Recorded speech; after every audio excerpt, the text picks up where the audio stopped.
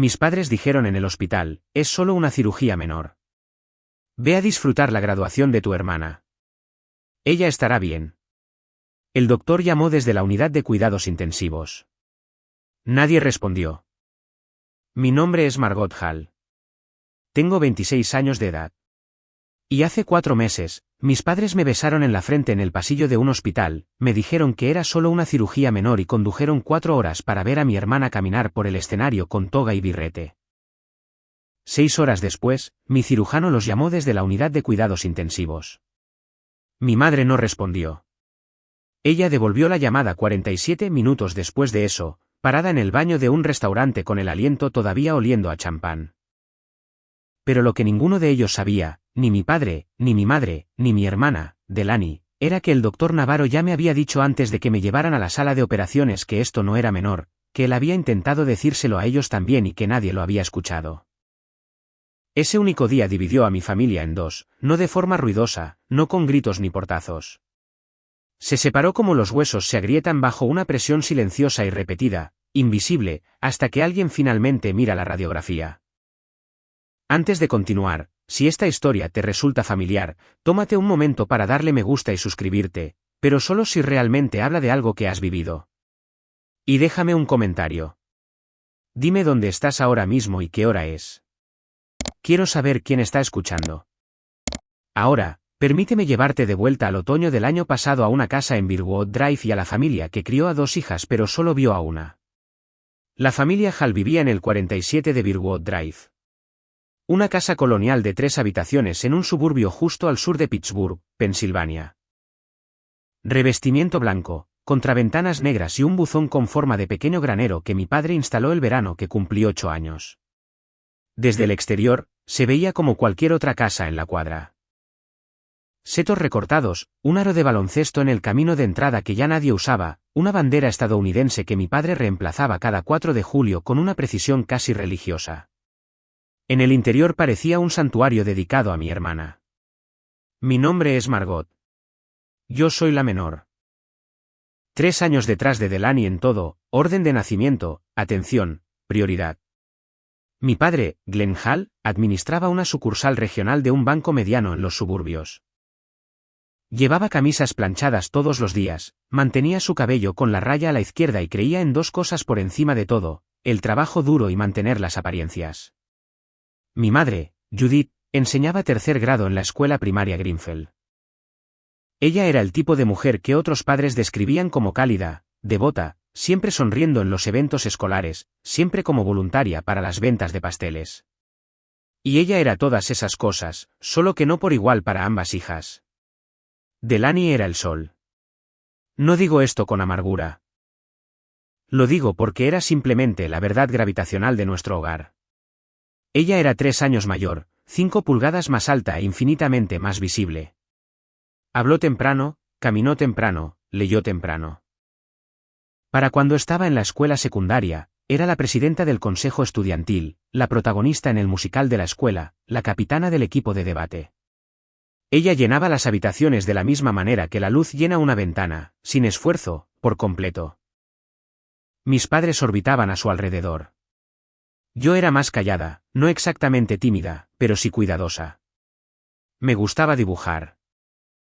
Me gustaba sentarme en la esquina de la sala de estar con un cuaderno de bocetos mientras todos los demás veían a Delaney ensayar sus líneas para cualquier obra de teatro que estuviera protagonizando ese semestre. Yo era buena en la escuela, con calificaciones sólidas, nunca en problemas, pero nunca fui el tipo de niña que hacía que los adultos se detuvieran y prestaran atención. Yo era lo que mi madre describió una vez a un vecino, sin saber que yo estaba en las escaleras escuchando, como la niña fácil. Lo dijo como un cumplido. He pasado 20 años tratando de creer que el favoritismo no era dramático, que no era del tipo que ves en las películas donde un niño es encerrado en un armario mientras el otro recibe pasteles de cumpleaños. Era más suave que eso, ordinario, casi invisible, a menos que fueras el que estaba de pie en la sombra. Cuando Delaney cumplió 16 años, mis padres le compraron un Honda Civic plateado, completamente nuevo. La sorprendieron en el camino de entrada con un lazo en el capó y una tarjeta firmada por ambos. Mi madre lloró. Mi padre grabó todo en su teléfono. Cuando yo cumplí 16 años, me dieron las llaves del viejo Ford Taurus de mi padre. Tenía 200.000 millas recorridas. El aire acondicionado solo funcionaba en el lado del pasajero. No hubo lazo. No hubo tarjeta. Mi padre dijo, funciona bien, Margot. Solo sé agradecida. Yo estaba agradecida. Ese era el problema. Siempre estaba agradecida porque me habían entrenado para esperar menos. Cuando llegó el momento de ir a la universidad, Delaney se postuló a programas de negocios en la costa este. Entró en 3. Mis padres se sentaron en la mesa de la cocina una noche, con hojas de cálculo impresas, debatiendo qué escuela ofrecía el mejor retorno de inversión. Pagaron su matrícula en su totalidad. Sin préstamos, sin negociaciones. Mi padre dijo que la educación de Delaney es una inversión en su futuro. Eso es lo que hacen los padres. 2 años después, cuando fui aceptada en un programa de diseño en Filadelfia, llevé la carta de aceptación a la misma mesa de la cocina. Mi madre la miró, sonrió y dijo, eso es maravilloso, cariño. ¿Has investigado sobre préstamos estudiantiles? Lo había hecho. Pedí $62.000 en préstamos.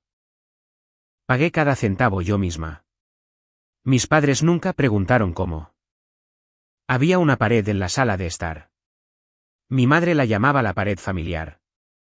Iba desde el borde de la chimenea hasta la puerta de la cocina, y estaba cubierta de fotografías enmarcadas. Las conté una vez cuando tenía 19 años. No porque quisiera, sino porque estaba en casa para Acción de Gracias y no tenía nada más que hacer mientras Delaney acaparaba la atención en la mesa de la cena. 12 fotografías de Delaney. Su primer recital de danza, su baile de graduación, su graduación de la escuela secundaria, su día de mudanza a la universidad, ella de pie junto a mi padre en algún evento de golf, ambos riendo, ella sosteniendo un trofeo, ella frente a un árbol de Navidad. Ella soplando velas a cada edad que aparentemente importaba. 3 fotografías mías. La foto de mi escuela en el jardín de infantes ligeramente torcida en el marco, una foto familiar de unas vacaciones en Myrtle Beach donde estoy parcialmente oculta detrás de mi madre, y una foto espontánea mía dibujando en la mesa de la cocina tomada por mi abuelo, Earl. Que mi madre colgó solo después de que él señaló el desequilibrio. 3 de 15. Esa es la fracción de visibilidad que ocupaba en el hogar de mi propia familia. El 20%, si quieres hacer los cálculos, aunque intenté con todas mis fuerzas no hacerlo. Nunca los confronté al respecto. Ni una sola vez. Me dije a mí misma que no importaba. Me dije a mí misma que estaba siendo sensible, que los padres no aman a sus hijos por igual de las mismas maneras, que Delaney simplemente necesitaba más de su energía porque ella era más de todo. Más ruidosa, más grande, más ambiciosa. Yo estaba bien por mi cuenta. Siempre había estado bien por mi cuenta. Esa fue la mentira que llevé hasta la edad adulta. Que ser ignorada era lo mismo que ser fuerte, que no necesitar a nadie era una virtud, no una herida. Después de la universidad, me mudé a un pequeño apartamento en Pittsburgh. Trabajé como diseñadora gráfica independiente, construyendo una lista de clientes de forma lenta y constante, la forma en que hacía todo. Pagué mi alquiler a tiempo. Pagué mis préstamos a tiempo. Llamaba a casa una vez a la semana, generalmente los domingos por la noche. Mi madre hablaba durante 20 minutos sobre el último logro de Delaney, cualquiera que fuera la versión de esa semana, un ascenso, un nuevo novio, un viaje a Europa. Luego ella decía, ¿y cómo estás tú, cariño? Y yo decía, bien, mamá. Todo está bien. Y la llamada terminaba. ¿Bien? Ese era mi papel. Margot está bien. Margot no necesita nada. Margot está bien. Mi padre y yo teníamos aún menos. Me enviaba un mensaje de texto en mi cumpleaños todos los años. El mismo mensaje. Feliz cumpleaños, niña. Con amor, papá. 6 palabras copiadas y pegadas, sospecho, porque la coma después de la palabra niña estaba en el mismo lugar todos los años como una huella dactilar de mínimo esfuerzo.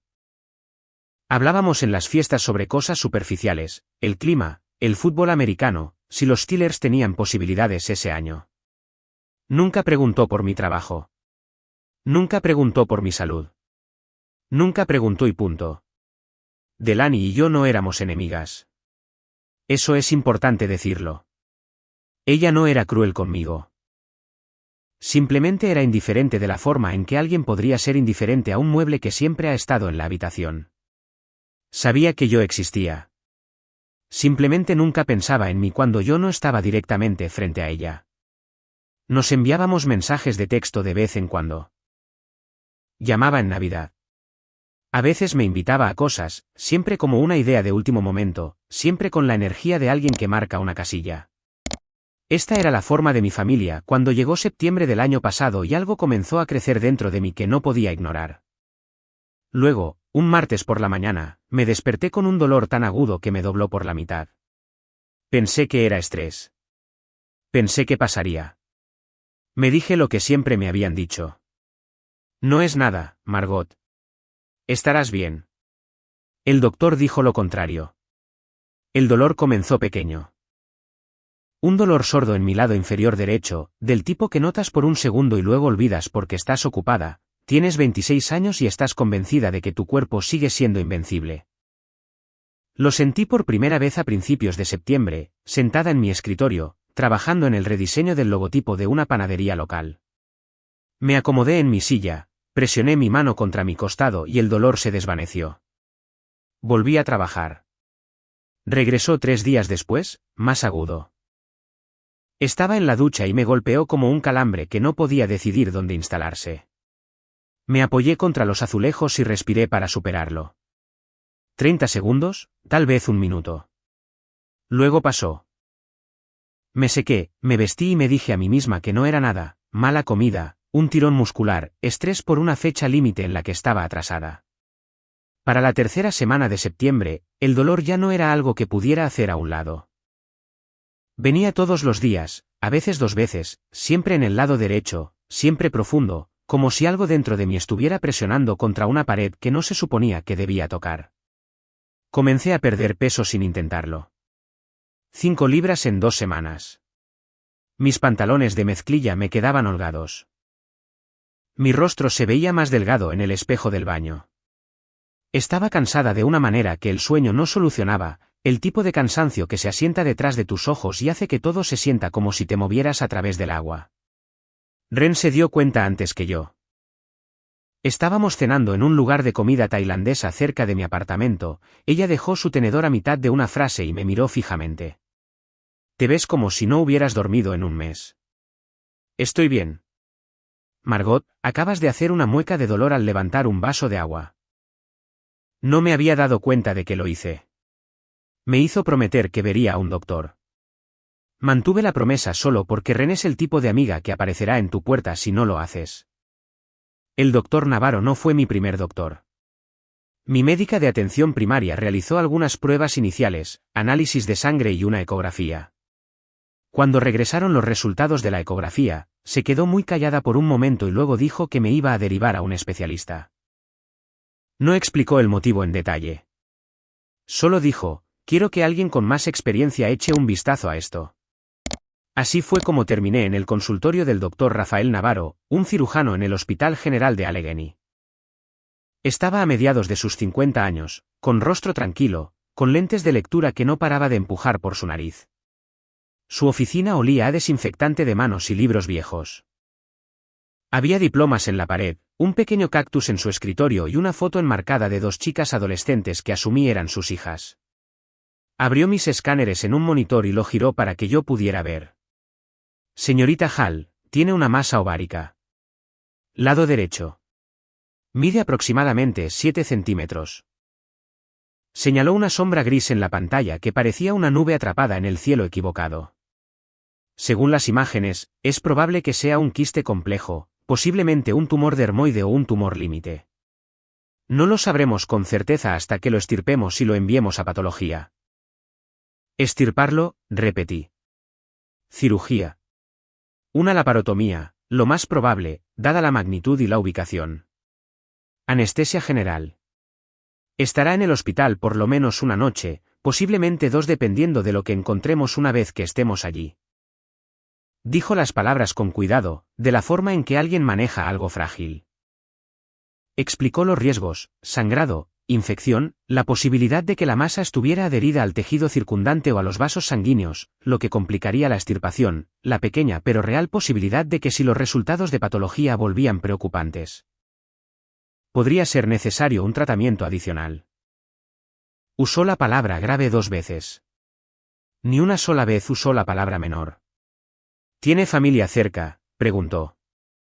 Mis padres están a unos 40 minutos. Bien. Recomiendo encarecidamente que alguien la acompañe, no solo por el apoyo emocional, sino porque las primeras 12 a 24 horas después de la cirugía son críticas. Necesitará a alguien que hable por usted si no puede hacerlo por sí misma. Asentí. Le di las gracias. Programé la cirugía para el 27 de octubre. Y luego me senté en mi automóvil en el estacionamiento del hospital durante 15 minutos, con las manos en el volante, sin conducir a ninguna parte, solo respirando. Esa noche, llamé a mi madre. Le conté todo. El dolor, las pruebas, la derivación, el doctor Navarro, la masa, la fecha de la cirugía. Hablé con claridad. No minimicé nada. Quizás por primera vez en mi vida, no dije, estoy bien. Mi madre escuchó. Luego dijo, oh, cariño, eso suena como un quiste. Delaney tuvo uno de esos en la universidad, ¿recuerdas? Le recetaron pastillas anticonceptivas y desapareció por sí solo. Mamá, esto no es lo mismo. Mide 7 centímetros. Tienen que operar. Lo sé. Lo sé. Solo digo que probablemente no sea nada. Estas cosas son muy comunes. ¿Cuándo es la cirugía? El 27 de octubre. La pausa que siguió es algo que nunca olvidaré. No fue una pausa de preocupación. Fue una pausa de cálculo. Margot, ese es el mismo fin de semana que la graduación de Delaney. Delaney estaba terminando su maestría en Administración de Negocios en la Universidad de Columbia. La ceremonia era el 27 de octubre, el mismo día, en Nueva York, a 4 horas de Pittsburgh. Sé que el momento es malo, dije con cuidado. Pero el doctor Navarro dijo que esto no debe esperar. Otra pausa. Luego, la voz de mi madre cambió a ese tono brillante y controlador que usaba cuando estaba reorganizando la realidad para que encajara en una versión que ella prefería. Bueno, estoy segura de que será un procedimiento rápido. Estas cosas por lo general lo son. Probablemente saldrás para la hora del almuerzo, y Ren puede estar allí contigo. ¿Verdad? Es una buena amiga. Te llamaremos en el segundo en que termine la ceremonia. Probablemente regresaremos para el final de la tarde. Sostuve el teléfono contra mi oreja y me quedé mirando la pared de mi apartamento. Hacia una impresión enmarcada que yo misma había diseñado, formas abstractas en azul apagado, la única obra de arte que había colgado.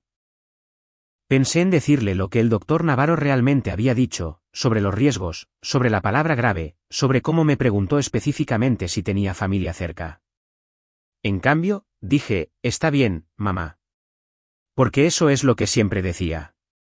Mi padre fue aún más directo.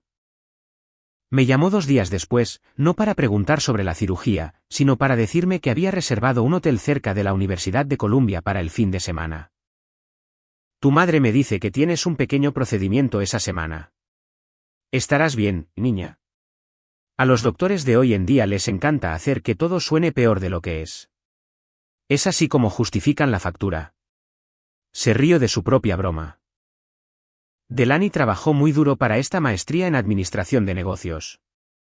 No nos la podemos perder. Lo entiendo, papá. Esa es mi chica. Yo misma no se lo dije a Delaney.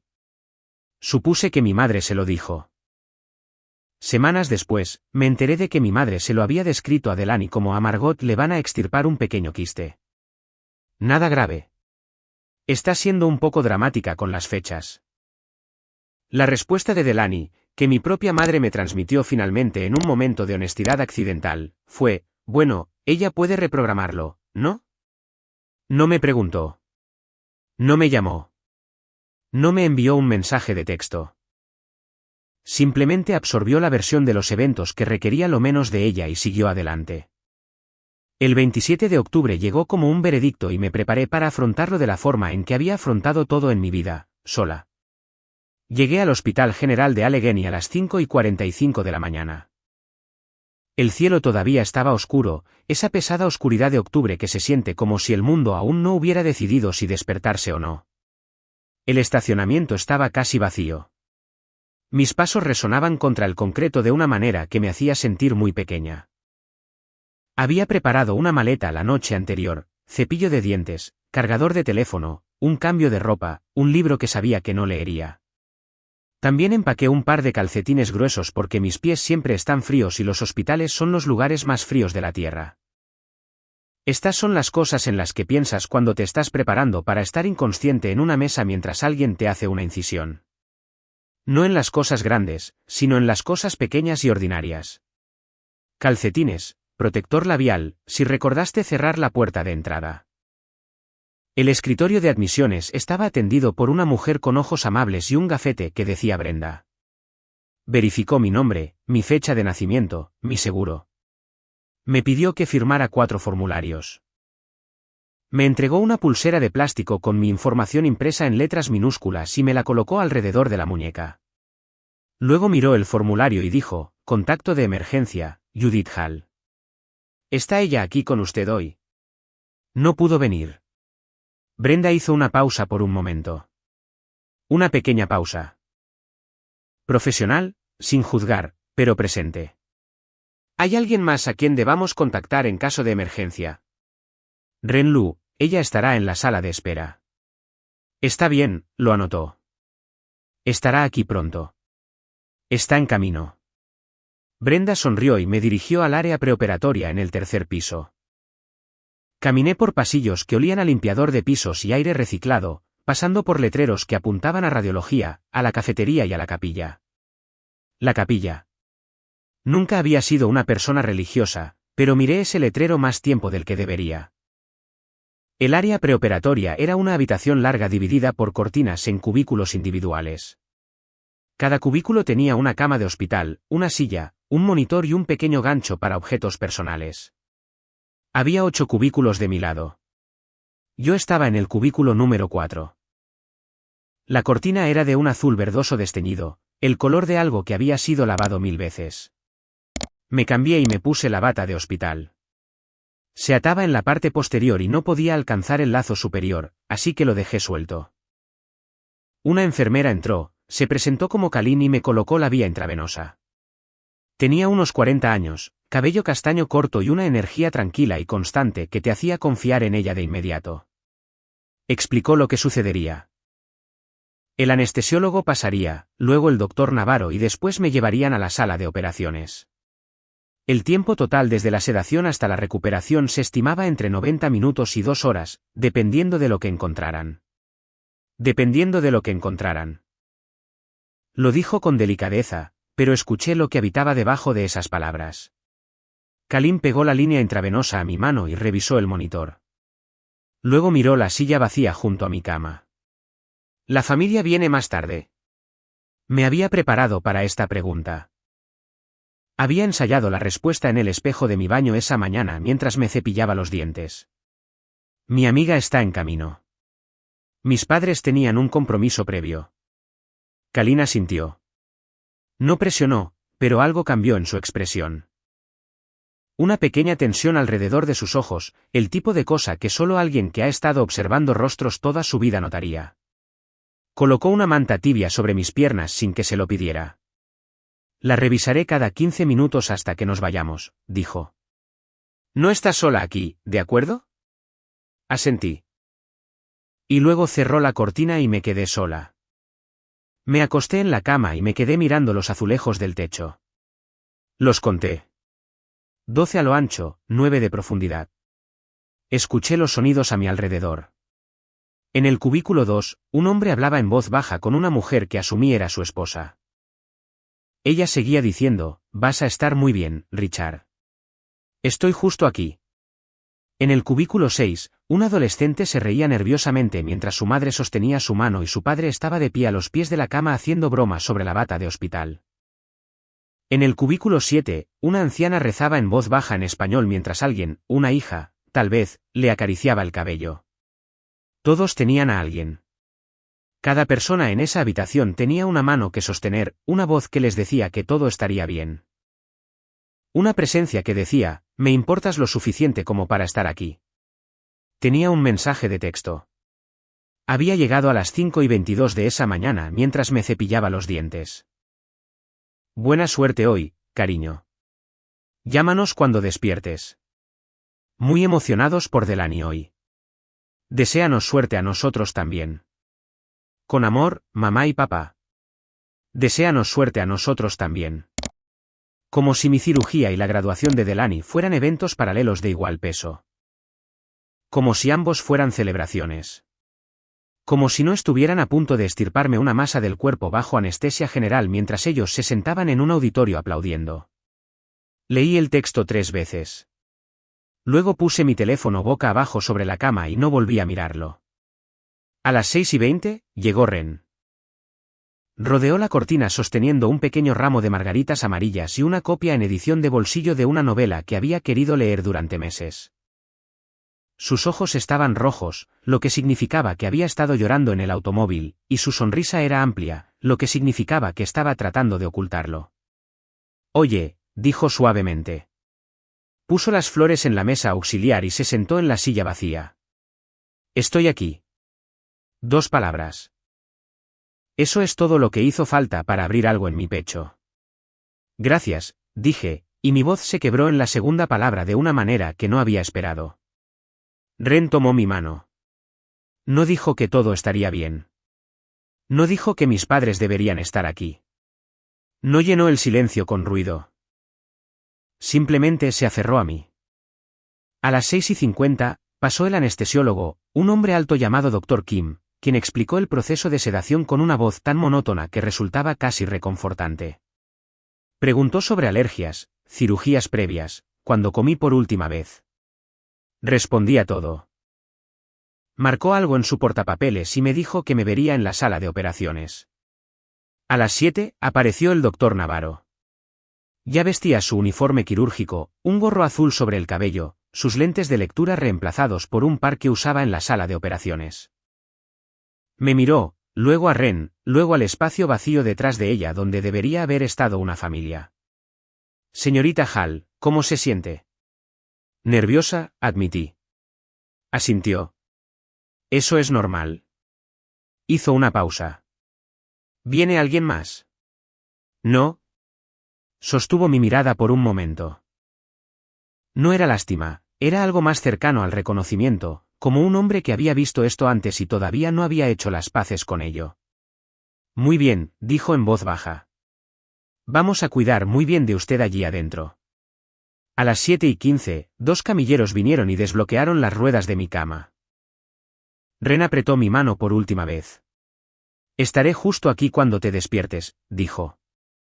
Asentí, incapaz de hablar, porque si abría la boca, sabía que le pediría que llamara a mi madre y le rogara que viniera. Y no iba a hacer eso. No hoy. Nunca más. Me llevaron por un largo pasillo y a través de unas puertas dobles hacia la sala de operaciones. Hacía frío, estaba brillante y llena de equipo que no reconocí. El doctor Navarro ya estaba allí, de pie junto a la mesa, con los guantes puestos y listo. El anestesiólogo colocó una máscara sobre mi rostro. Cuente hacia atrás desde 10, dijo. 10, 9, 8. Lo último que vi antes de que el mundo se oscureciera fue el rostro del doctor Navarro. Tenía el ceño fruncido. Su mandíbula estaba tensa. No era la expresión de un hombre realizando un procedimiento de rutina. Era la expresión de un hombre preparándose para algo que esperaba que no saliera mal. Lo que estoy a punto de describir me lo contaron más tarde, reconstruido a partir de las notas quirúrgicas de Ren, de la enfermera Kalini, finalmente, del propio doctor Navarro, porque yo no estuve allí para nada de eso. Estaba en algún lugar entre viva y no viva, flotando en una oscuridad química donde el tiempo no existe y el cuerpo se convierte en algo de lo que otras personas son responsables. La cirugía comenzó a las 7:22 de la mañana. Durante los primeros 30 minutos, todo salió según lo planeado. El doctor Navarro hizo la incisión, accedió a la cavidad abdominal y localizó la masa en mi ovario derecho. Era más grande de lo que habían sugerido las imágenes. No de 7 centímetros, más cerca de 9. Pero el tamaño por sí solo no era el problema. El problema era la ubicación. La masa había crecido en una posición en la que presionaba contra la arteria ovárica derecha y había desarrollado adherencias, bandas de tejido similar a una cicatriz, que la habían adherido a las estructuras circundantes.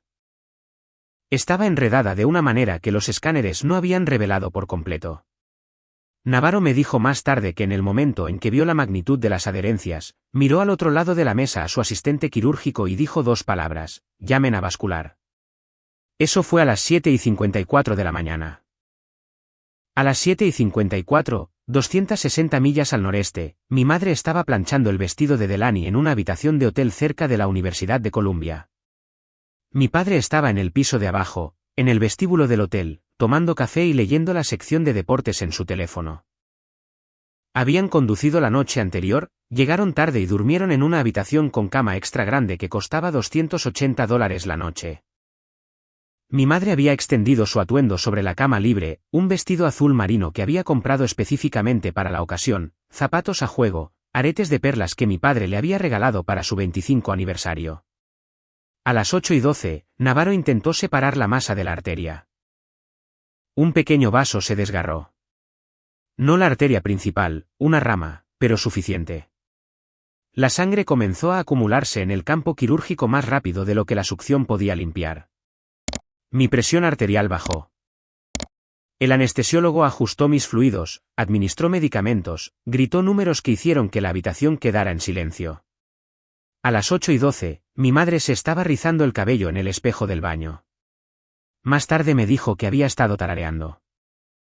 Para las 8:45, la cirujana vascular, una mujer llamada doctora Priyanan, había llegado y se había lavado para unirse a Navarro. Juntos, trabajaron para aislar el vaso sangrante y pinzarlo. Mi presión arterial se estabilizó brevemente, luego volvió a bajar. Ordenaron 2 unidades de sangre. Se inició una línea de transfusión. A las 8:45, Glenn y Judith Hall entraron al auditorio en la Escuela de Negocios de Columbia. Judith le envió a Delaney un mensaje de texto con un emoji de corazón. Glenn guardó 2 asientos en la quinta fila. A las 9:15, Navarro extrajo la masa con éxito, pero las adherencias habían causado más daño de lo anticipado. Había un pequeño desgarro en el peritoneo que necesitaba reparación. Otro vaso estaba goteando. La cirugía que se suponía que tomaría 90 minutos se acercaba ahora a la marca de las 2 horas sin un final a la vista. A las 9:15, comenzó la ceremonia. El decano dio un discurso de bienvenida. Judith apretó la mano de Glenn. En la sala de espera del Hospital General de Allegheny, Ren estaba sentada con su teléfono en el regazo y las margaritas amarillas marchitándose en su envoltorio de plástico en la silla a su lado. Le habían dicho que la cirugía tomaría unos 90 minutos. Ahora habían pasado 2 horas. Fue al puesto de enfermeras y pidió una actualización. El procedimiento aún está en marcha, dijo la enfermera. Alguien vendrá a hablar con usted cuando haya noticias. Ren volvió a sentarse. Se quedó mirando el reloj de la pared. Me envió un mensaje de texto a sabiendas de que no podía leerlo solo para tener algo que hacer. Sigo aquí, sigo esperando. Vas a estar bien. A las 10:30, 3 horas y 8 minutos después de comenzada la cirugía, mi frecuencia cardíaca se volvió irregular. El anestesiólogo lo anunció. Navarro hizo una pausa. La habitación contuvo la respiración. Se administró medicación. Mi corazón se estabilizó. Pero el momento había costado algo, un recordatorio de que el cuerpo sobre la mesa no era solo un problema quirúrgico, sino una persona en equilibrio sobre el borde de una línea muy delgada. A las 10:30, llamaron el nombre de Delaney Hall. Caminó por el escenario en la Universidad de Columbia, estrechó la mano del decano y sostuvo su diploma frente a la audiencia. Judith se puso de pie. Glenn se puso de pie. Aplaudió tan fuerte que le ardieron las palmas de las manos. Judith estaba llorando. Sacó su teléfono y tomó 7 fotografías en rápida sucesión. Glenn grabó un vídeo, con la mano temblando ligeramente, no por miedo, sino por alegría. 2 minutos después, Judith publicó la mejor fotografía en Facebook. La leyenda decía, el momento más orgulloso de mi vida. Mi niña lo hizo. Maestría en Administración de Negocios de Columbia. Siempre supimos que cambiarías el mundo, Delaney. El momento más orgulloso de mi vida. En ese momento exacto, el doctor Navarro estaba metido hasta los codos en mi abdomen, con la frente húmeda, su voz firme pero tensa, diciéndole a su equipo, necesito más succión a la izquierda. Priya, ¿cómo está ese vaso? A las 11:45, después de casi 4.5 horas, Navarro completó la reparación final. La masa estaba fuera, el sangrado estaba controlado, el desgarro estaba suturado, pero mi cuerpo había pasado por una guerra. Había recibido 3 unidades de sangre. Mis signos vitales eran estables pero frágiles. Navarro tomó la decisión de enviarme a la unidad de cuidados intensivos para monitoreo en lugar de a la sala de recuperación estándar. A las 11:45, la familia Hall salió del auditorio hacia la fresca luz del sol de octubre. Delaney estaba entre sus padres y con un brazo alrededor de cada uno de ellos. Estaban riendo. Un compañero de clase se ofreció a tomarles una foto. Posaron frente a la pancarta de Columbia, los 3 Hall, con rostros brillantes y completos. Nadie me mencionó. Nadie revisó su teléfono. En la sala de espera, Ren no se había movido en 5 horas. Había visto a las familias ir y venir, visto a los cirujanos dar noticias, tanto buenas como terribles, visto al reloj hacer su circuito lento e indiferente.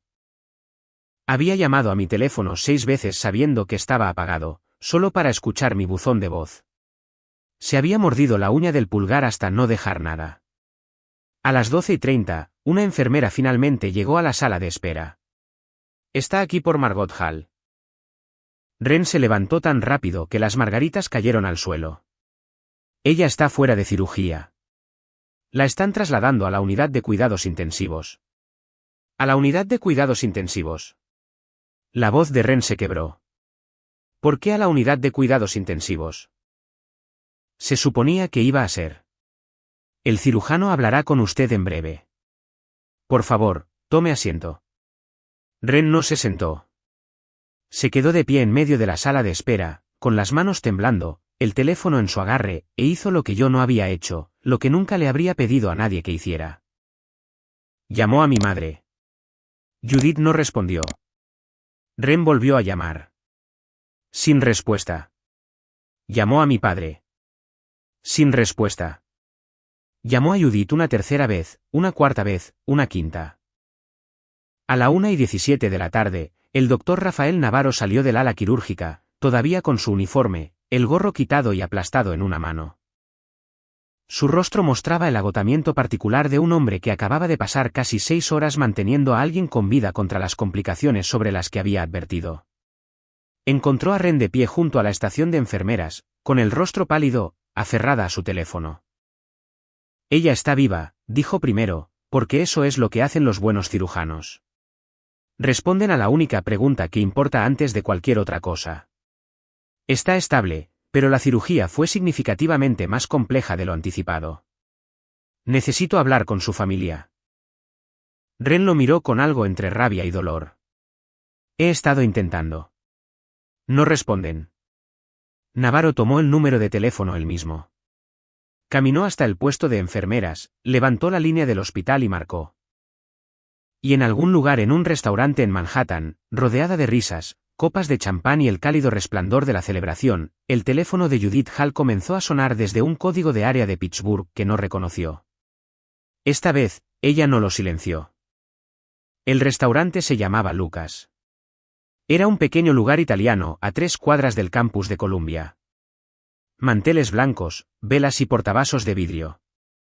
El tipo de restaurante que se siente como una ocasión especial incluso cuando no sucede nada especial. La familia Hall tenía una mesa para 6. Glenn y Judith de un lado. Delaney y su novio, un hombre llamado Trent que trabajaba como consultor, del otro lado. 2 de los compañeros de clase de Delaney ocupaban las sillas restantes. Había palitos de pan en la mesa y una botella de prosecco que Glenn había pedido con un orgullo que rozaba la ceremonia. El teléfono de Judith zumbó en su bolso. Lo miró. Un número de Pittsburgh que no reconoció. Lo silenció y volvió a la conversación. Sonó de nuevo. Metió la mano en su bolso, rechazó la llamada y puso el teléfono boca abajo sobre la mesa. Probablemente una estafa, dijo a nadie en particular. Glenn asintió sin levantar la vista. Estaba en medio de contarle a Trent sobre el primer trofeo del concurso de ortografía de Delaney. Una historia que había contado al menos 40 veces en los últimos 20 años, cada vez con el mismo entusiasmo que la primera. El teléfono sonó por tercera vez, el mismo número. Judith frunció el ceño. Lo levantó, se disculpó y caminó hacia la parte trasera del restaurante, pasando los baños, hacia un pasillo angosto cerca de la cocina que olía a ajo y jabón para platos. Ella respondió con la leve irritación de alguien que ha sido interrumpido durante una comida importante. Hola. ¿Es esta Judith Hall? Sí. ¿Quién es? Mi nombre es Dr. Rafael Navarro. Soy cirujano en el Hospital General de Allegheny en Pittsburgh. Llamo por su hija, Margot Hall. El pasillo era angosto. Judith se apoyó contra la pared. Más tarde, me dijo que no recuerda haber tomado la decisión de apoyarse. Su cuerpo simplemente lo hizo, como si alguna parte de ella ya supiera lo que venía y decidiera que no podía escucharlo estando de pie. Margot se sometió a una cirugía esta mañana para la extirpación de una masa ovárica. El procedimiento, que habíamos estimado entre 90 minutos y 2 horas, duró aproximadamente 5 horas y 50 minutos debido a complicaciones significativas. La mano de Judith se apretó alrededor del teléfono. Complicaciones. ¿Qué tipo de complicaciones? La masa había desarrollado adherencias al tejido circundante y estaba presionando contra un vaso sanguíneo importante. Durante la extirpación, hubo una hemorragia considerable. Administramos 3 unidades de sangre. Su hija experimentó un periodo de irregularidad cardíaca durante el procedimiento que requirió intervención inmediata. Irregularidad cardíaca. Judith repitió las palabras como si decirlas lentamente fuera a hacer que significaran algo menos terrible. Su ritmo cardíaco se volvió inestable. Lo corregimos, pero el evento extendió la cirugía y aumentó significativamente el perfil de riesgo. Actualmente se encuentra en la unidad de cuidados intensivos. Está estable, pero requerirá un monitoreo cercano durante las próximas 24 a 48 horas. La unidad de cuidados intensivos. ¿Ella está en la unidad de cuidados intensivos? Sí, pero fue. Judith se detuvo. La oración que estaba a punto de decir, pero era solo una cirugía menor, murió en algún lugar entre su cerebro y su boca porque el doctor Navarro nunca había dicho eso. Ella había dicho eso. Ella y Glenn lo habían decidido juntos en su cocina mientras tomaban café mirando un calendario que tenía la graduación de Delaney marcada con un marcador rojo. Señora Hall, quiero que sepa que llamé al número de contacto de emergencia en el archivo de su hija 3 veces durante el procedimiento. Nadie respondió. El silencio que siguió fue del tipo que cambia la temperatura de una habitación. Judith no habló. No pudo. Estaba de pie en un pasillo que olía a ajo, vistiendo un vestido azul marino que había comprado para una celebración, con champán aún burbujeando en una copa en una mesa a 20 pies de distancia, y su hija menor estaba en una cama de la unidad de cuidados intensivos a 260 millas al sur. Estoy llamando ahora, continuó Navarro, con su voz uniforme y profesional, sin transmitir ningún juicio que Judith pudiera escuchar, pero con todo el juicio que ella sentiría más tarde. Porque su hija la incluyó a usted como su contacto de emergencia. Es probable que esté consciente en las próximas horas. Sería beneficioso para ella que su familia estuviera presente. Estamos en Nueva York, susurró Judith. Lo entiendo. 2 palabras. No dijo nada más. No necesitaba hacerlo. La geografía de la situación era su propia acusación. Ustedes están en Nueva York. Su hija está en una unidad de cuidados intensivos en Pittsburgh. La distancia entre esos 2 hechos es la distancia entre la familia que ustedes creen que son y la familia en la que realmente se han convertido. Judith caminó de regreso a la mesa. Todavía no estaba llorando. El llanto vendría más tarde en el automóvil, en algún lugar de la autopista de peaje de Pensilvania en la oscuridad, con las manos de Glenn blancas en el volante y el silencio entre ellos lo suficientemente espeso como para asfixiarse. Se paró en el borde de la mesa. Todos levantaron la vista. Los palitos de pan estaban a medio comer. El prosecco todavía estaba frío. «Tenemos que irnos», dijo ella. Glenn leyó su rostro. Dejó su vaso. «¿Qué sucedió?» «Margot está en la unidad de cuidados intensivos». La mesa quedó en silencio. No el silencio educado de una pausa en la conversación, sino el silencio sin aire de algo que se rompe. «¿Qué?» Glenn empujó su silla hacia atrás. «¿La unidad de cuidados intensivos por la extirpación de un quiste?» «No fue la extirpación de un quiste, Glenn». La voz de Judith se quebró por primera vez. «Nunca fue solo la extirpación de un quiste. El doctor dijo que hubo complicaciones, sangrado, algo con su corazón. Ha estado en cirugía durante casi 6 horas». Glenn se puso de pie. Su servilleta cayó al suelo. No la recogió. Su rostro pasó por 3 expresiones en rápida sucesión. Confusión, luego miedo, luego algo más duro, algo que se parecía al comienzo de un hombre que se da cuenta de que tomó una elección que no puede deshacer. Delaney miró a sus padres. «Espera, ¿qué está pasando?» «Margot está bien». «Ella está en la unidad de cuidados intensivos», repitió Judith, alcanzando su abrigo en el respaldo de la silla. «Pero mamá, dijiste que era solo algo pequeño. Dijiste que estaba siendo dramática sobre las fechas». Judith se congeló. Miró a Delaney y algo pasó por su rostro que desearía haber podido ver, no por crueldad, sino porque he pasado toda mi vida preguntándome cómo se ve cuando mi madre se da cuenta de que estaba equivocada sobre mí. Me imagino que se veía como el dolor usando la máscara de la sorpresa. «Me equivoqué», dijo Judith en voz baja. «Pide la cuenta». «Nos vamos». Glenn ya se estaba moviendo hacia la puerta, sacando las llaves de su bolsillo, con su teléfono en la otra mano, intentando devolver la llamada al hospital. Judith lo siguió. No se despidieron de los compañeros de clase de Delaney. No terminaron el prosecco. No se llevaron las sobras. Delaney no se puso de pie.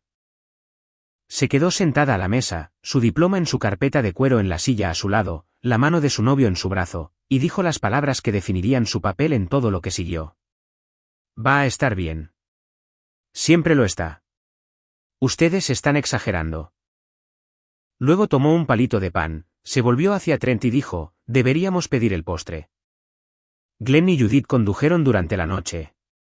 4 horas y 12 minutos por la autopista de peaje, a través de los peajes, pasando los marcadores de millas que contaban hacia atrás como un reloj que se queda sin razones para perdonar. Apenas hablaron. La radio estaba apagada. En un momento, en algún lugar cerca de Harrisburg, Judith buscó la publicación de Facebook que había hecho esa mañana. La foto de Delaney, la leyenda, el momento más orgulloso de mi vida. La miró fijamente durante mucho tiempo. Luego la borró. Glenn miró de reojo. No preguntó por qué. Él ya lo sabía. Llegaron al Hospital General de Allegheny a las 11:14 de la noche. Corrieron por el vestíbulo, pasaron el escritorio de seguridad, pasaron los ascensores y subieron a la unidad de cuidados intensivos en el 4º piso. Una enfermera los dirigió por el pasillo, habitación 412. Empujaron la puerta, sin aliento, aterrorizados y listos para ver a su hija. Pero la silla junto a mi cama ya estaba ocupada, y el hombre sentado en ella levantó la vista hacia ellos con una expresión que cargaba con 20 años de silencio, finalmente llegando a su límite. El abuelo Earl no se puso de pie. No los saludó. Miró a su hijo y a su nuera, todavía con sus ropas de celebración, todavía oliendo levemente a prosecco y culpa, y dijo una palabra: «Siéntense». Earl David Hall tenía 78 años de edad. Vivía solo en una pequeña casa de 2 habitaciones en una colina a las afueras de Erie, Pensilvania, a unas 2 horas al norte de Pittsburgh. La casa les había pertenecido a él y a mi abuela, Ruth, quien falleció hace 6 años por un derrame cerebral que se la llevó mientras dormía una mañana de miércoles en marzo. Después de que ella murió, Earl se quedó. Él mismo cortaba el césped. Cocinaba sus propias comidas. Conducía su vieja camioneta Chevy a la ferretería todos los sábados y a la iglesia todos los domingos. Era el tipo de hombre que creía que presentarse no era un gran gesto, sino un requisito básico del ser humano. Ren lo había llamado a las 9:45 de esa mañana, a 2.5 horas de comenzada mi cirugía, cuando la enfermera le dijo que el procedimiento estaba tardando más de lo esperado y no podía comunicarse con mis padres. Ren tenía el número de mi abuelo porque yo se lo había dado años atrás, no para emergencias, sino porque Earl era la única persona en mi familia en la que confiaba sin dudarlo, y quería que alguien más tuviera esa conexión en caso de que alguna vez la necesitara. Earl contestó al segundo timbre. Ren explicó la situación en oraciones cortas y cortadas. Margot está en cirugía. Está tardando más de lo esperado. Sus padres están en Nueva York para la graduación de Delaney.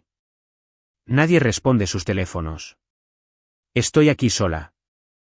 Earl hizo una pregunta. ¿Qué hospital? Luego colgó, se puso el abrigo, cerró la puerta de entrada con llave y condujo 2 horas hacia el sur a través del tráfico de construcción y la lluvia de octubre.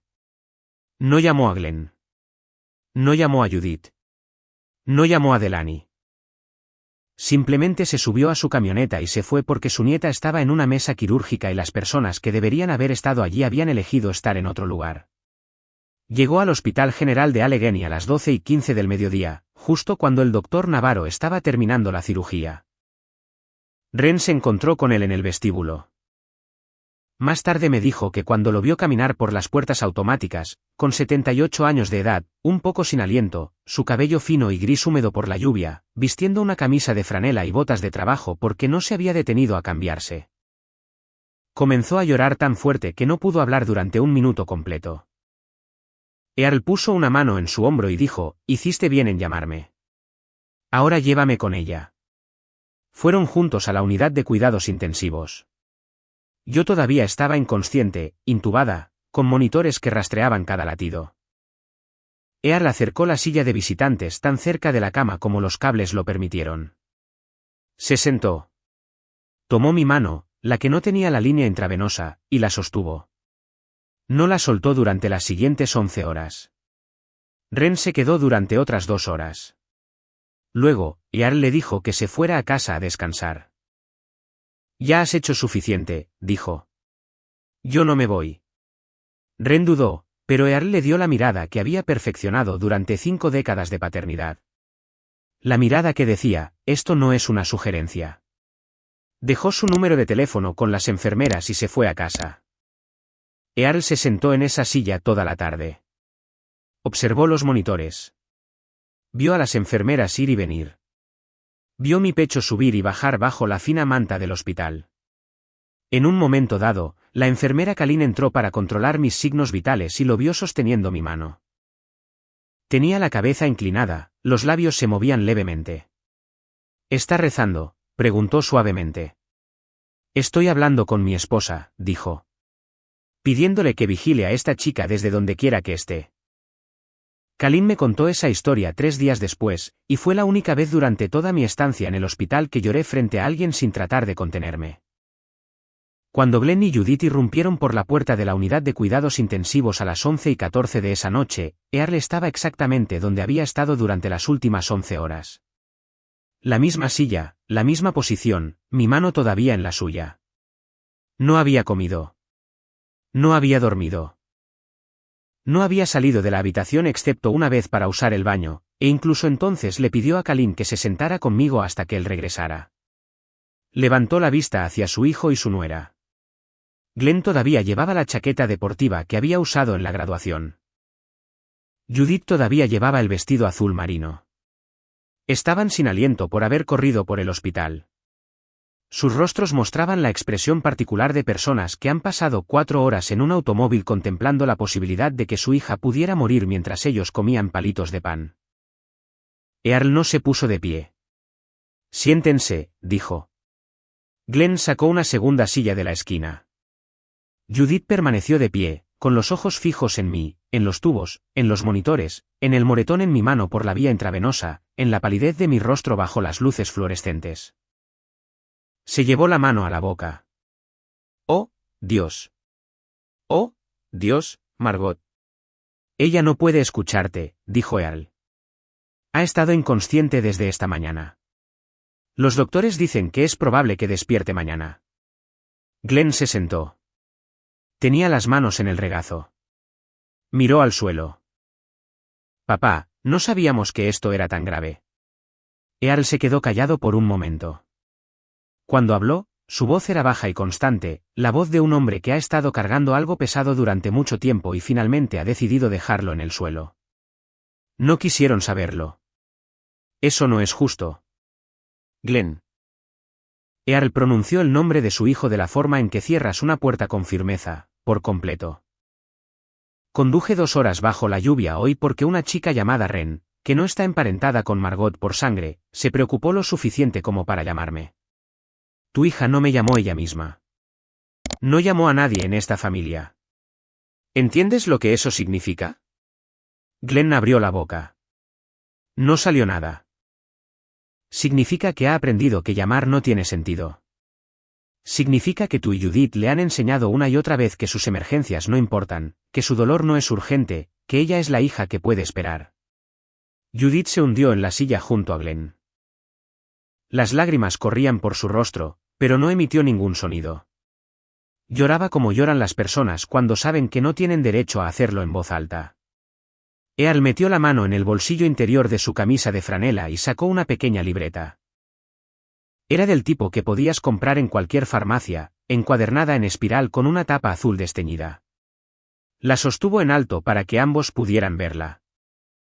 Comencé a guardar esto hace 4 años después de la graduación universitaria de Margot, a la que llegaron 40 minutos tarde porque Delaney tenía un almuerzo al que no podían faltar. Abrió la libreta. Las páginas estaban llenas de su letra, pequeña y precisa. La caligrafía de un hombre que había trabajado con sus manos toda su vida y comprendía el valor del esfuerzo cuidadoso y deliberado. Septiembre de hace 4 años, graduación de Margot. Glenn y Judith llegaron 40 minutos tarde. Almuerzo de Delaney. Pasó la página. Diciembre del mismo año. El primer contrato independiente de Margot. Llamó a Judith para compartir la noticia. Judith habló durante 14 minutos sobre el ascenso de Delaney. No le hizo a Margot ni una sola pregunta sobre el contrato. Pasó otra página y otra y otra. Marzo de hace 3 años, Margot estaba enferma con neumonía. Le pidió a Judith que le trajera sopa. Judith dijo que estaba ocupada ayudando a Delaney a mudarse de apartamento. Siguió leyendo. Acción de gracias hace 2 años. Margot se ofreció a ser la anfitriona. Judith eligió el apartamento de Delaney porque era más grande. No se lo dijo a Margot hasta el día anterior. 17 entradas. 4 años de momentos catalogados en una libreta de farmacia por un hombre de 78 años que había estado observando a su nieta desaparecer a simple vista. Glenn se quedó mirando la libreta como si fuera un espejo que mostraba un reflejo que no reconocía. Earl cerró la libreta y la colocó sobre su rodilla. 17 veces, Glenn. 17 veces en 4 años que Margot te necesitó a ti o a Judith. Y 17 veces elegiste otra cosa, a otra persona. Hizo una pausa. Y hoy elegiste una graduación por encima de una cirugía. La dejaste sola en una mesa de operaciones para que pudieras aplaudir a Delaney. La unidad de cuidados intensivos estaba en silencio, excepto por el pitido constante de mi monitor cardíaco, una máquina que llevaba la cuenta del hecho de que yo todavía estaba viva. Earl miró a su hijo, luego a Judith, y dijo lo que nadie en la habitación estaba preparado para escuchar. Es por eso que cambié mi testamento hace 2 meses. Las palabras flotaron en el aire de esa habitación de la unidad de cuidados intensivos de la manera en que el humo persiste después de que algo ya se ha quemado. Glenn se quedó mirando a su padre. Judith dejó de llorar, no porque el dolor hubiera terminado, sino porque la conmoción había sobrescrito temporalmente todas las demás funciones de su cuerpo. ¿Qué quieres decir con que cambiaste tu testamento? La voz de Glenn era apenas un susurro. Earl colocó ambas manos sobre la libreta en su regazo. No levantó la voz. No necesitaba hacerlo. La habitación era pequeña. Los monitores emitían pitidos. Y la verdad no requiere volumen. Hace 2 meses, me reuní con mi abogado en Erie, Harold Whitmore. Tú lo conoces. Revisé mi plan de patrimonio. La casa, la propiedad, la cuenta de ahorros, la cartera de inversiones que tu madre y yo construimos durante 53 años de matrimonio. Todo eso. Todo eso. ¿Qué? Papá. Todo es para Margot. Glenn se puso de pie. La silla raspó contra el piso con un sonido que hizo que Judith se estremeciera. Dio un paso hacia su padre, luego se detuvo porque, incluso en su ira, incluso en su sorpresa, una parte de Glenn Hall todavía reconocía que el hombre sentado en esa silla se había ganado el derecho a ser escuchado. No puedes hacer eso. Ya lo hice. Papá, esa propiedad por sí sola vale $450.000. Lo sé. La hice tasar en agosto. La cuenta de ahorros tiene otros $118.000. La cartera de inversiones, la que tu madre comenzó cuando eras niño, vale aproximadamente $92.000. En total, unos $660.000. La boca de Glenn se abría y se cerraba. Parecía un hombre tratando de respirar bajo el agua. Todo esto, continuó Earl, irá a manos de Margot cuando yo fallezca, junto con una provisión para un fideicomiso de educación para cualquier futuro hijo que ella pueda tener. Tu nombre, Glenn, ha sido eliminado como beneficiario. El nombre de Delaney nunca estuvo en él para empezar. Papá. La voz de Glenn se quebró de una manera que nunca había escuchado. No en 26 años de ser su hija. Ni siquiera de cerca. ¿Soy tu hijo? Sí, lo eres. Y Margot es tu hija. Y esta noche está acostada en una cama de la unidad de cuidados intensivos porque una masa casi la mata en una mesa de operaciones mientras tú bebías prosecco y publicabas fotografías. Earl hizo una pausa. Dime, Glenn, ¿cuándo te enteraste de que ella estaba aquí, lo primero que sentiste fue miedo por ella o vergüenza de ti mismo? Glenn no respondió. No tenía que hacerlo. La respuesta estaba escrita en su rostro en un lenguaje que no requiere palabras. Judith habló por primera vez desde que Earl había hecho el anuncio. Su voz era ronca, reducida a algo que no sonaba en nada al tono brillante y controlador que habitualmente tenía. Earl, por favor. Cometimos un error terrible. Lo vemos ahora. Pero no puedes castigar a Glenn por esto. No estoy castigando a nadie, Judith. Earl se volvió hacia ella y su expresión se suavizó, pero solo un poco. Estoy protegiendo a alguien. Hay una diferencia. El castigo mira hacia atrás. La protección mira hacia adelante. Y esa niña, me señaló, inconsciente, intubada, monitoreada, pálida. Necesita que alguien mire hacia adelante por ella porque las dos personas que se suponía que debían hacer ese trabajo han estado mirando de reojo a Delaney durante 26 años. Judith se presionó ambas manos contra el rostro. Sus hombros temblaban. El vestido azul marino que había comprado para el momento más orgulloso de su vida estaba arrugado, ahora con pliegues por las 4 horas en el automóvil. Manchado en el dobladillo donde se había arrodillado en el piso del hospital sin darse cuenta cuando me vio por primera vez en la cama de la unidad de cuidados intensivos. Earl no había terminado. Judith, me importas. Me has importado desde el día en que Glenn te trajo a casa para Acción de Gracias hace 31 años, y ayudaste a Ruth a lavar los platos sin que te lo pidieran. Esa es la mujer que recuerdo. Esa es la mujer que no habría dejado a su hija sola en un hospital.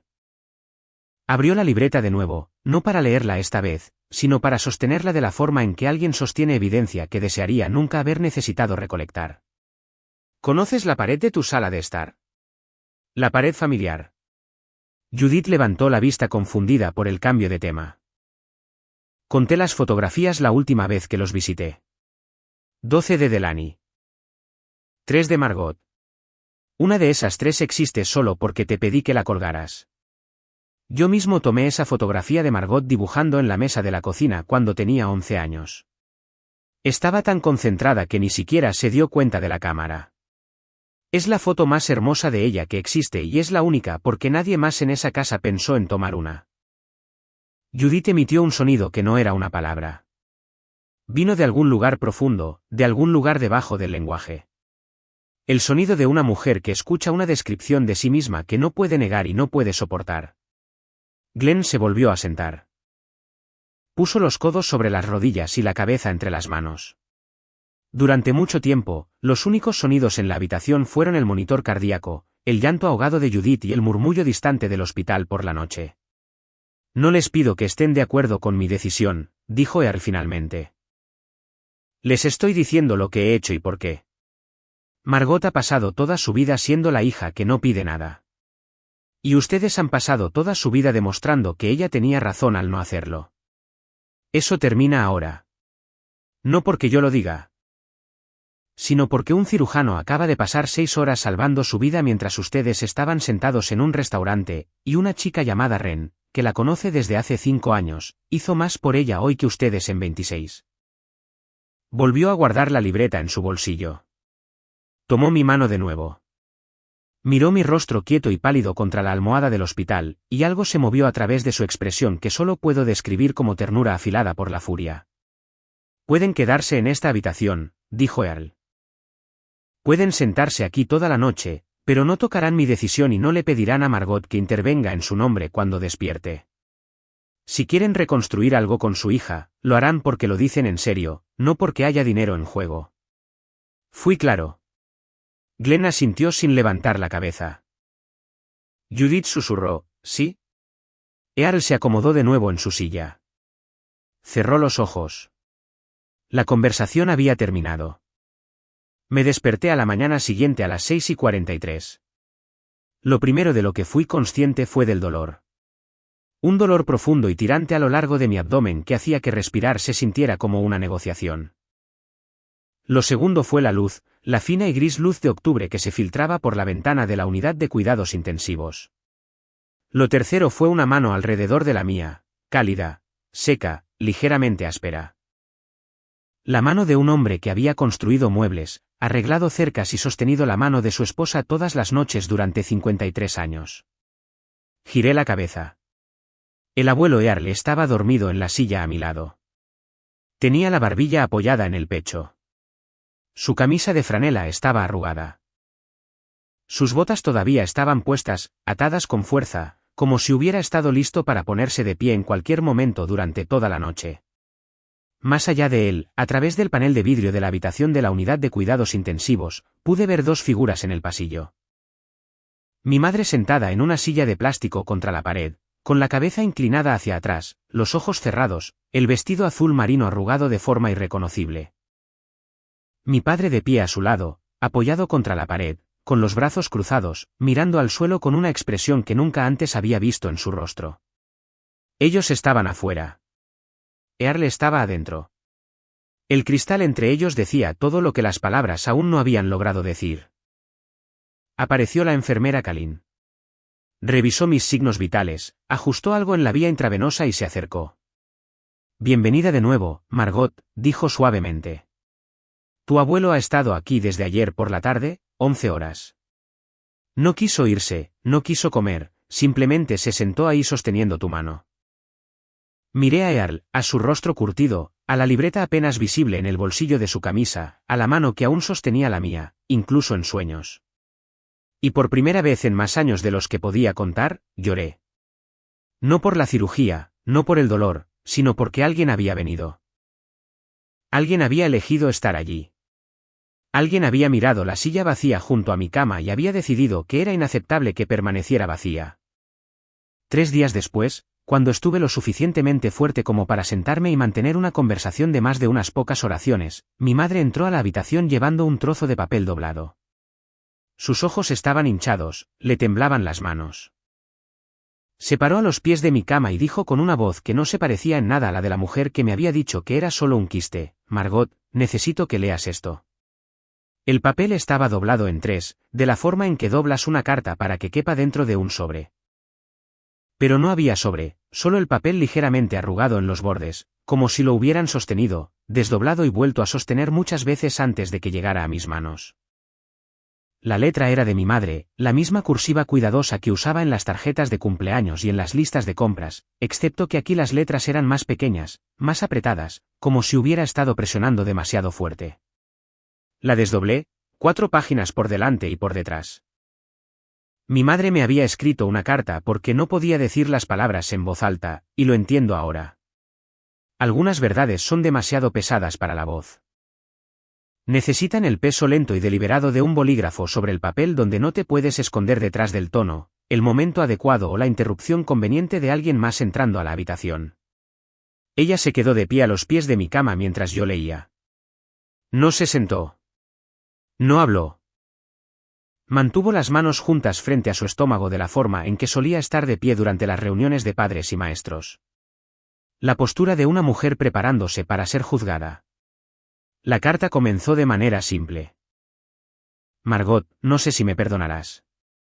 No escribo esto para pedirte que lo hagas. Escribo esto porque mereces saber la verdad, incluso si la verdad hace que me odies. Escribió sobre Delaney primero, no para excusar nada, sino para explicar la arquitectura de un favoritismo que afirmaba que nunca había sido intencionado. Escribió que desde el momento en que nació Delaney, se había reconocido a sí misma en su hija mayor. La extraversión, la necesidad de atención. La forma en que Delaney se movía por las habitaciones como si estuviera actuando para una audiencia que podía sentir pero no ver.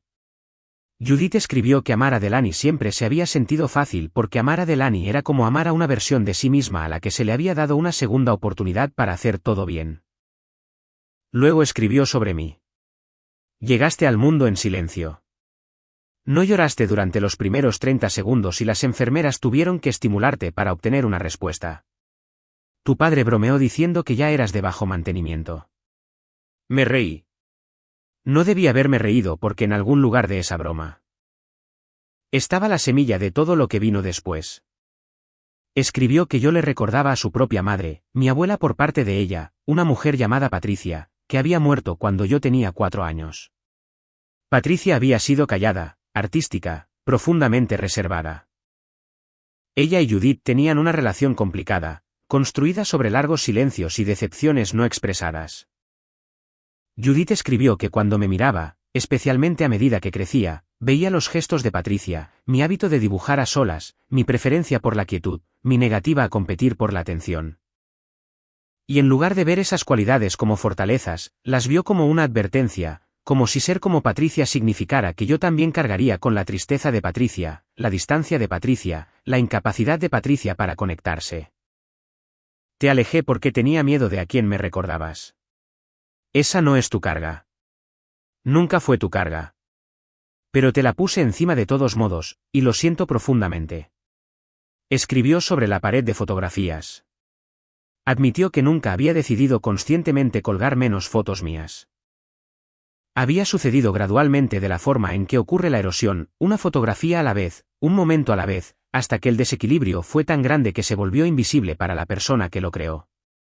Escribió que cuando Earl lo señaló hace 2 años, ella lo ignoró. Le dijo que estaba siendo sentimental. Se dijo a sí misma que la pared simplemente reflejaba quién tenía más logros dignos de documentar. Me dije a mí misma que no necesitabas las mismas cosas que necesitaba Delaney. Me dije a mí misma que eras fuerte, independiente, autosuficiente. Pero lo que realmente estaba haciendo era decidir que tus necesidades eran menos importantes porque eran menos ruidosas. Y esa es una forma de negligencia que pasaré el resto de mi vida tratando de entender. Luego escribió sobre la cirugía. Sabía que no era menor. Leí los documentos. Vi los formularios de consentimiento en la encimera de la cocina cuando te visitamos 2 semanas antes del procedimiento. Vi las palabras anestesia general y posibles complicaciones y riesgo de hemorragia. Los leí y luego me dije a mí misma que los doctores siempre escriben el peor de los casos para protegerse legalmente. Me dije que estarías bien. Elegí creer eso. No porque la evidencia lo respaldara, sino porque creerlo me permitió ir a Nueva York sin culpa. Escribió que en la mañana del 27 de octubre, mientras planchaba el vestido de Delaney en la habitación del hotel, tuvo un momento, un destello de duda, una opresión en el pecho que reconoció como miedo, no por Delaney, sino por mí. Consideró llamar al hospital para verificar el programa quirúrgico. Consideró llamarme para decirme que me amaba, que estaba pensando en mí, que desearía estar allí. Levanté el teléfono. Miré tu nombre en mis contactos. Y luego Delaney llamó a la puerta y dijo que necesitaba ayuda con su cabello. Y colgué el teléfono. Elegí a la hija que estaba pidiendo atención por encima de la hija que nunca lo hace. Y esa elección casi me cuesta todo. La última página fue la más difícil de leer. No por lo que decía, sino por lo que no decía. No había ninguna promesa de que las cosas serían diferentes. No había ninguna declaración de cambio. Solo había una admisión cruda y sin adornos de que me había fallado de una manera que no se podía arreglar con una carta. No sé cómo ser la madre que merecías. No estoy segura de saber cómo aprender. Pero lo voy a intentar. Margot. No porque Earl cambió su testamento. No porque casi te mueres. Sino porque me senté en ese pasillo durante 3 días y vi a tu abuelo hacer lo que yo debería haber hecho. Y me di cuenta de que el problema nunca fue que no me necesitaras. El problema fue que me convencí a mí misma de que no lo hacías para no tener que estar ahí. Leí la carta 2 veces. La segunda vez fue más lenta. Noté los lugares donde la tinta se había corrido, donde una gota de agua, una lágrima, asumí, había deformado ligeramente el papel. Noté los lugares donde había tachado una palabra y la había reescrito, donde las oraciones tropezaban antes de encontrar su equilibrio. No era una carta pulida. No era el trabajo de una mujer que había estado pensando en esto durante años. Era el trabajo de una mujer que se había sentado en el pasillo de un hospital durante 3 días y finalmente se había mirado a sí misma sin el consuelo de su propia narrativa. Doblé la carta y la puse sobre la manta a mi lado. ¿Se lo dijiste a Delaney?, pregunté. El rostro de Judith cambió. Algo parpadeó a través de él. No era exactamente culpa, no era exactamente frustración, era algo más cansado que cualquiera de las dos cosas. La llamé ayer. Le conté lo que pasó.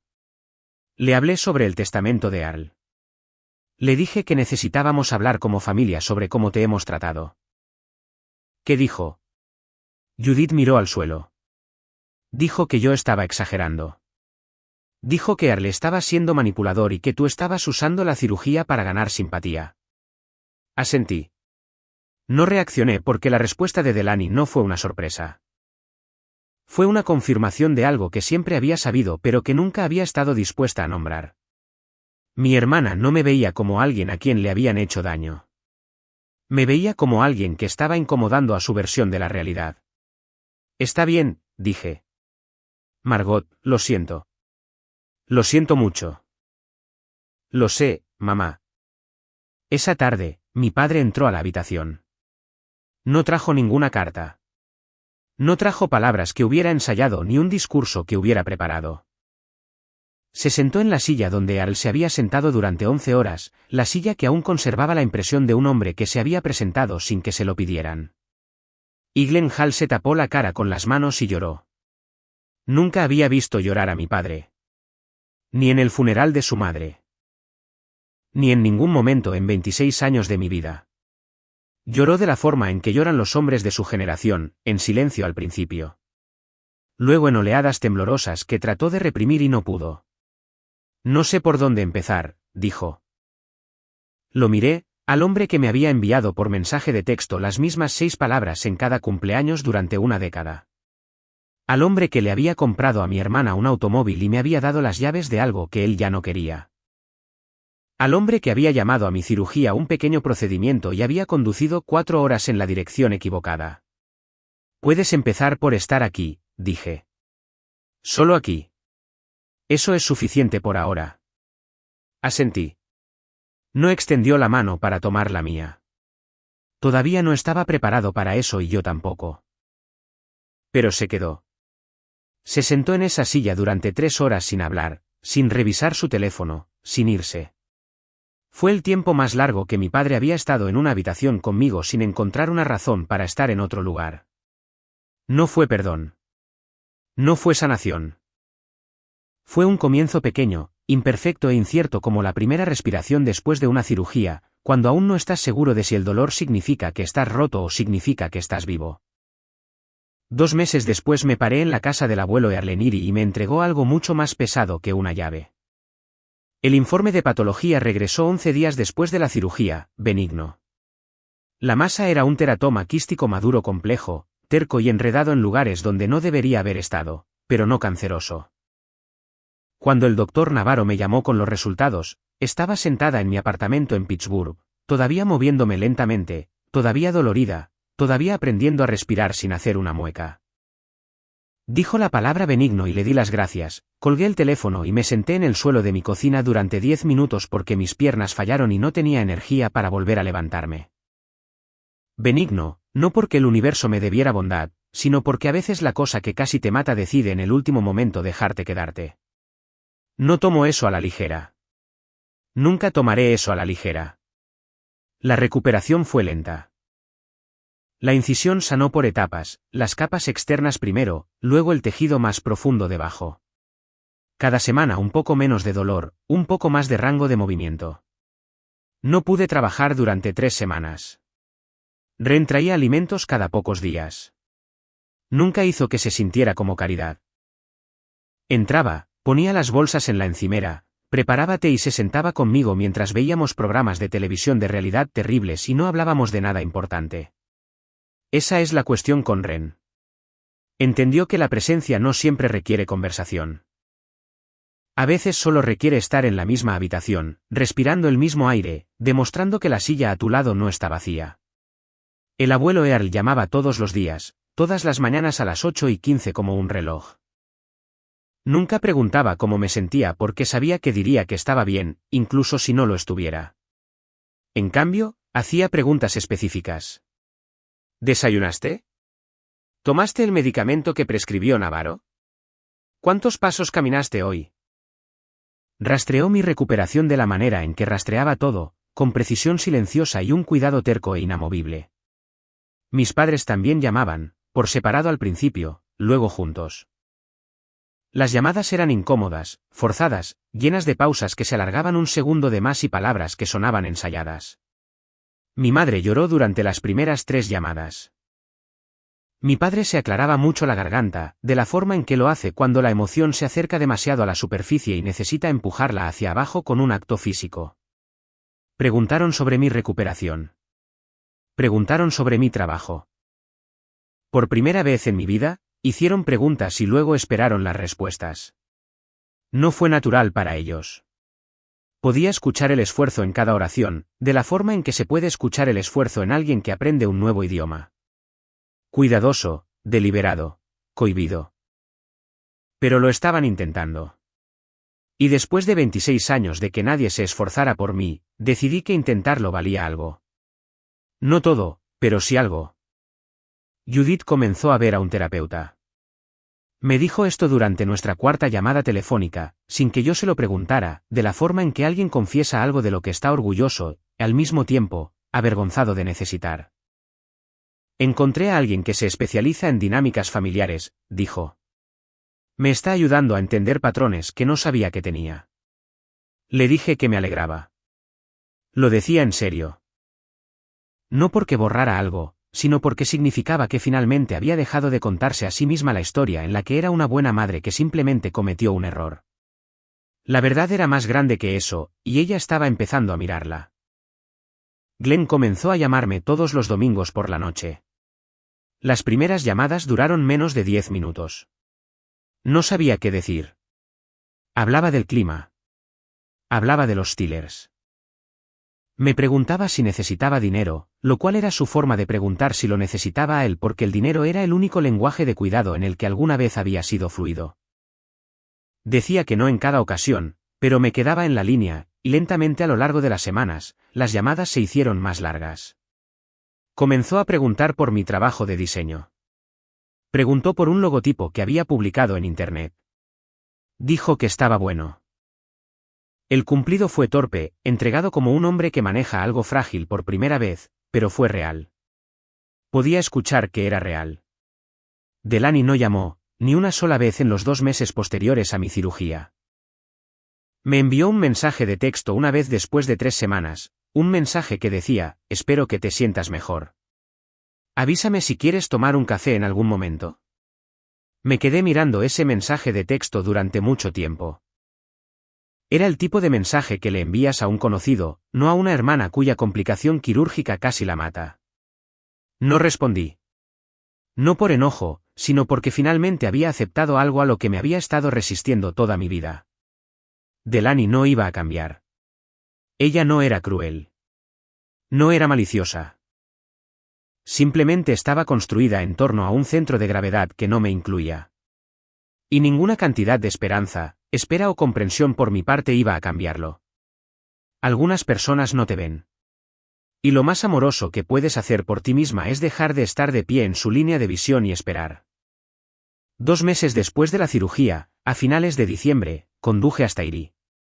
Las carreteras estaban despejadas pero frías. El tipo de día de invierno en Pensilvania en el que el cielo es un techo plano y blanco y los árboles desnudos parecen estar conteniendo la respiración.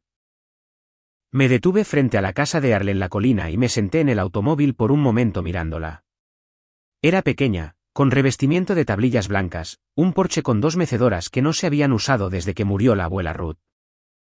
Una vista del lago en la distancia, plateado y quieto bajo el cielo de invierno. Earl estaba de pie en el porche cuando salí del automóvil. Llevaba su camisa de franela, la misma que se había puesto en el hospital. Tenía una taza de café en una mano y un juego de llaves en la otra. Subí los escalones del porche. Me entregó las llaves sin ceremonia. Esto es tuyo ahora, dijo. No cuando muera. Ahora. Hice que Harold entregara el papeleo la semana pasada. La escritura está a tu nombre. Abuelo, no puedes simplemente. Puedo hacerlo. ¿Lo hice? Tengo 78 años de edad, Margot. Me he ganado el derecho de hacer lo que quiera con mi propia casa. Tomó un sorbo de su café. Además, no voy a ir a ninguna parte. Viviré en la habitación de invitados. Tú tomas la habitación principal. Tiene la mejor vista del lago. Tu abuela siempre decía que era la mejor habitación de la casa. Miré las llaves en mi mano. Estaban tibias por su agarre. Miré la casa, el porche, las mecedoras, el lago más allá de los árboles, y comprendí que Earl no solo me estaba dando una propiedad. Me estaba dando lo que nunca había tenido en 26 años de ser una Hall. Un lugar donde yo era la prioridad. Un lugar donde no tenía que ganar visibilidad ni competir por atención ni demostrar que mis necesidades eran válidas. Un hogar donde las paredes albergarían mis fotografías porque alguien las quería allí. Me mudé a Erie en enero. Establecí mi estudio de diseño en la segunda habitación, la que tenía la ventana orientada al norte que dejaba entrar una luz limpia y uniforme.